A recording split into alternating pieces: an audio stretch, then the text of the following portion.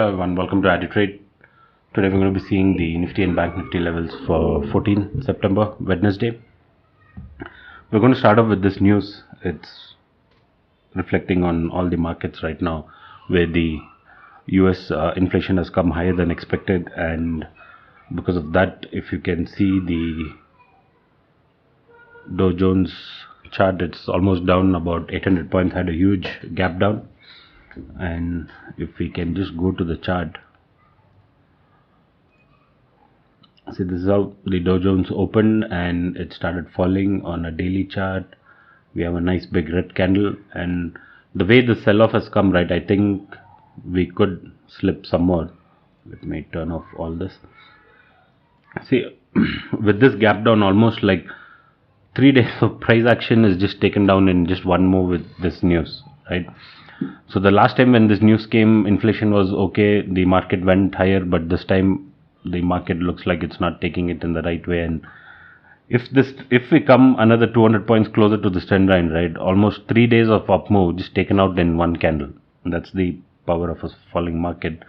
So because of this, what we are seeing is a huge gap down for sure, right?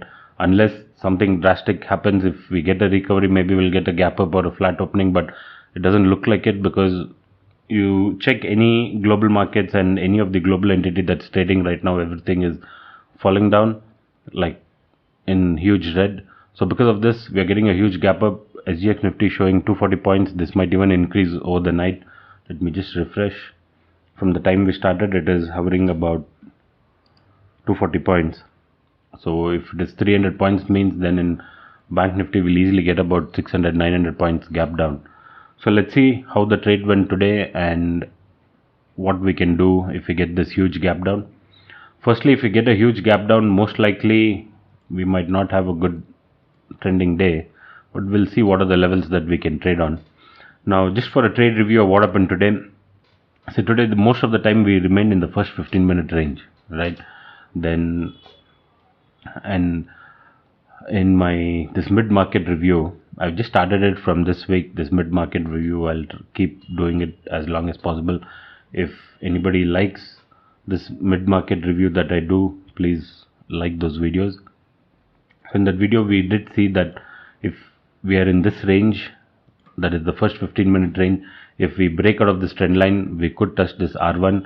And I also had a strong view that we will hit this 920, but we came until 40,900 and took a stop. But this breakout was pretty good. Even if we had captured until this R2 of CPR, it was small, 30-40 points, but yeah, it was good. Now coming for tomorrow, whether our markets will continue the downtrend after a gap down, we'll have to only wait for the confirmation and check. But there's a couple of interesting things that we can see on the daily chart for this correction, right? For this, when after getting this nice up move, we got this correction and then again an up move. If we just place the Fibonacci levels, we have got an exact resistance at this 0.16. This I hadn't observed in my previous analysis videos, because I thought of it a long time back to check this Fibonacci, but kind of missed it. But exactly at this 0.6, we have taken. It's not like we have taken resistance for sure, because we don't know what's going to happen tomorrow. But today exactly we altered here at this 0.6 level, if we consider this Fibonacci retracement, right? So if tomorrow we get a gap down and get some down move, can be expected if we get a follow-up candle. Now say we get a gap down and then 3-4 days we move down, is also possible, because we have achieved one Fibonacci target and probably again some correction, a pullback. So this is the daily chart of Bank Nifty. A pullback until even the 20 EMA cannot be ruled out on the daily chart, that is around 39,400 is possible. So we'll just see how to trade tomorrow. I'm coming to this 15-minute intraday chart where we have all the levels marked. I'm going to bring this a little closer to 40,900.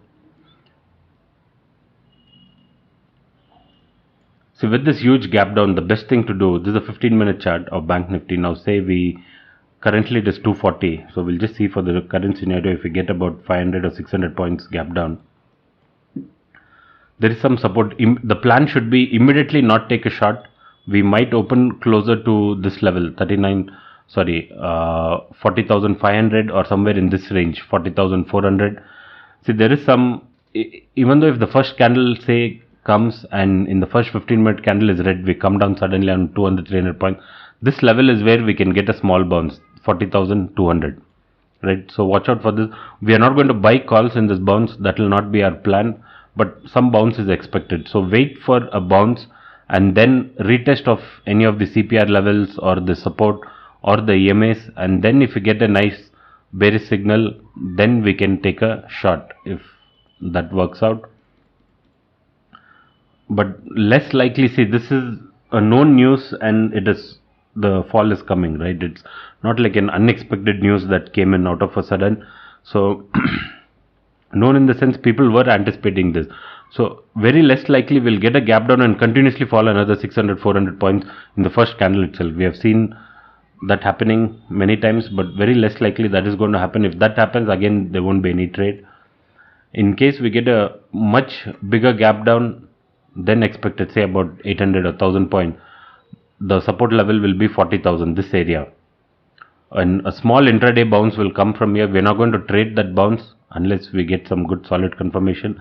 But a retest of any of this level, 40,200, or say we open somewhere here, we come here and a retest of this 40,500. If it happens, yeah, definitely. Then after the retest, if we get a nice bearish candle, we will look to short. But as soon as we open, the best thing to do is just wait and see how the market goes. There will be always a pullback to the 20 EMA. Now let me go to this 5-minute chart just to show you an example what I mean by the EMA pullback. For that, I'll just go previously where we have got some gap down in the previous downtrend.